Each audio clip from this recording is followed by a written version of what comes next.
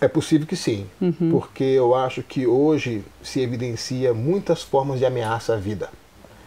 Então, você tem, por exemplo, uma coisa que nós não tínhamos consciência muito clara na minha geração, era da ameaça pela questão ecológica, por exemplo. Então, hoje os jovens têm isso com muito mais clareza, que a questão ecológica é uma questão fundamental e importante. Então, se na minha época o que ameaçava a vida era a violência urbana, o que ameaçava a vida era a questão de não ser feliz, o que ameaçava a vida era a questão de não ter um trabalho, hoje tudo isso que ameaçava a vida na minha geração continua, mas a consciência de que o meio ambiente é uma questão que também coloca em risco a vida. Então, eu acho que a sensibilidade para as ameaças são mais nítidas. E quando você se sente ameaçado, a resposta, como ansiedade, é muito mais evidente, né? Então, a gente percebe que as questões são diferentes, né? Agora, o Eugene Peterson, né, ele nos lembra de que Samuel, né, na Bíblia, ele é um paradigma da experiência de um jovem com Deus, né? Ele nos lembra assim, de que essa experiência é algo que não pode faltar ao jovem. Na sua opinião, apesar de todas as diferenças, esse é um ponto que não muda, ou seja, o jovem precisa dessa experiência com Deus? Eu acho que é o que é singular, né? Deus é o que viabiliza a vida. Então, a sua forma de viver vai ser completamente modificada pela maneira como você se relaciona com Deus. Seja numa relação de independência a esse Deus, de rebeldia a esse Deus, seja numa relação de unidade e de comunhão com esse Deus. Então, definitivamente, a relação com Deus é vital para a forma como as pessoas vão viver. E o jovem tem procurado esse relacionamento com Deus? Olha, essa é uma boa pergunta. Eu acho que sim, que não. Eu acho que há procuras de Deus em lugares inadequados. Eu acho que há procuras de Deus de formas equivocadas. Como todo ser humano, muitas vezes o jovem simplesmente projeta uma imagem de Deus que ele gostaria de crer. Ou ele cria um Deus segundo a sua imagem e semelhança. O grande desafio da fé bíblica é a gente encontrar o Deus revelado em Cristo, onde nós somos a imagem e semelhança dele. Mas no desejo de autonomia humana, o que acontece é que muitas vezes o ser humano projeta uma imagem de Deus segundo as suas conveniências. Aí, ao invés de encontrar com Deus, a gente se encontra com um ídolo.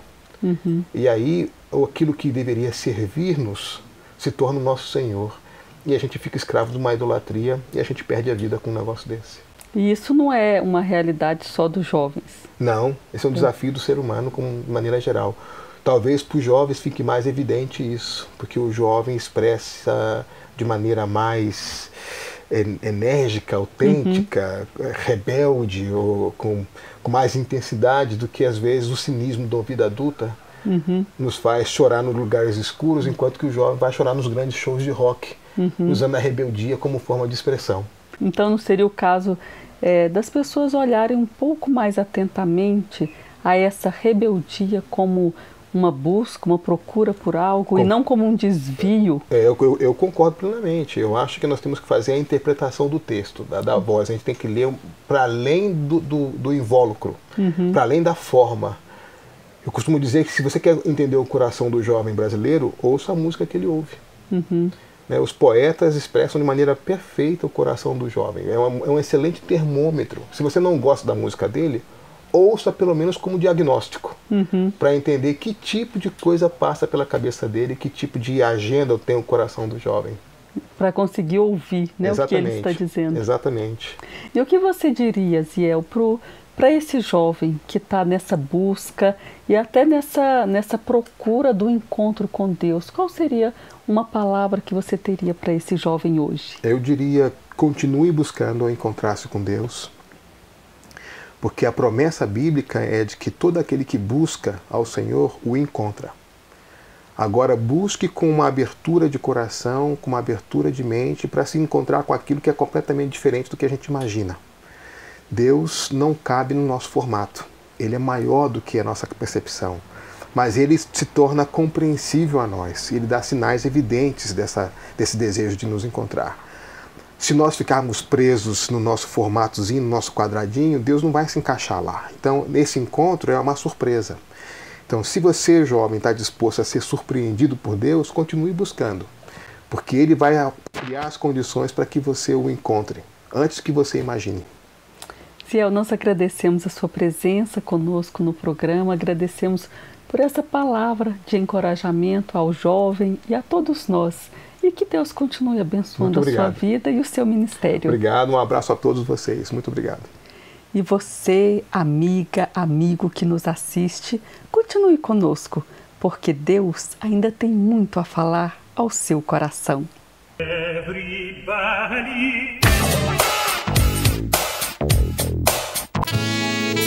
O que Jesus fez por você?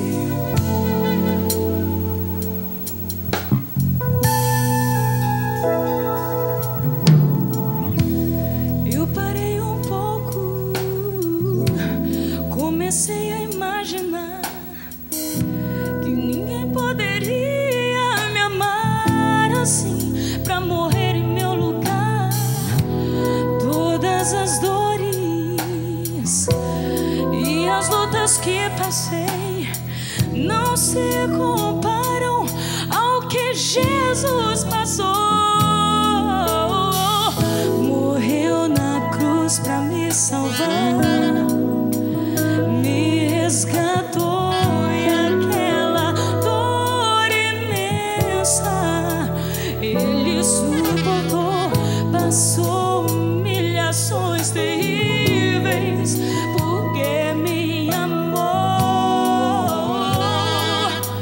Ele me amou, morreu na cruz pra me salvar, me resgatou e aquela dor imensa Ele suportou, passou humilhações terríveis, porque me amou.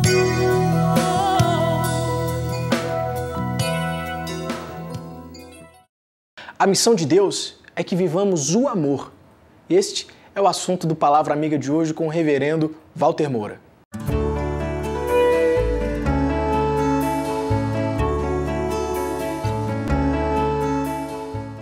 Olá, você está assistindo a mais um programa Janela para a Vida.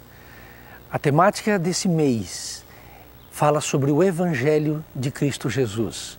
O que Ele é, o que Ele pode fazer e o que é que acontece quando Ele tem o poder para mudar. Hoje, especialmente, nós queremos abordar um aspecto novo sobre o Evangelho.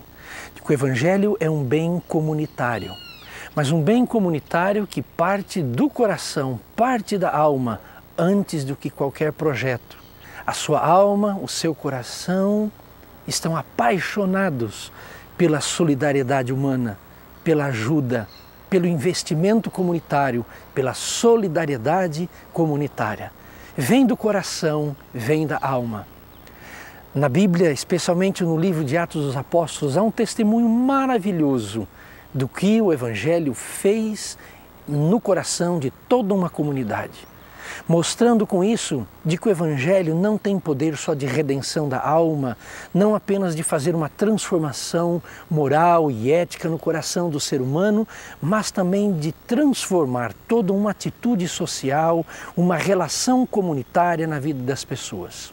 Diz assim essa pequena passagem: da multidão dos que creram, uma era a mente e um o coração. Ninguém considerava unicamente sua coisa alguma que possuísse, mas compartilhavam tudo o que tinham. Com grande poder, os apóstolos continuavam a testemunhar da ressurreição do Senhor Jesus Cristo e grandiosa graça estava sobre todos eles. Não havia pessoas necessitadas entre eles, pois os que possuíam terras ou casas as vendiam, traziam o dinheiro da venda e o colocavam aos pés dos apóstolos, que o distribuíam segundo a necessidade de cada um.